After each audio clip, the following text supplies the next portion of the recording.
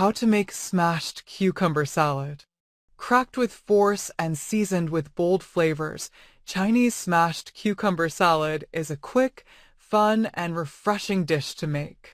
Ingredients: 1 large cucumber, or 2 small ones, about 350 g/12 oz.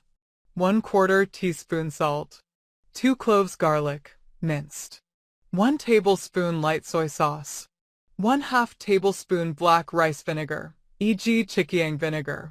1 teaspoon sesame oil. 1 pinch sugar. Chinese chili oil, to taste. Sichuan pepper oil, optional. Instructions. 1. Place cucumber onto a chopping board. Use the side of a cleaver or a rolling pin/a meat pounder to smash it. Make sure the pressure is enough to crack it open by one stroke, instead of pounding it multiple times on one spot. Then cut it crosswise into bite-sized pieces. 2. Transfer the cucumber to a bowl. Sprinkle evenly with salt. Leave to rest for 10 minutes or so. Then drain away the water extracted by the salt, see note. 3.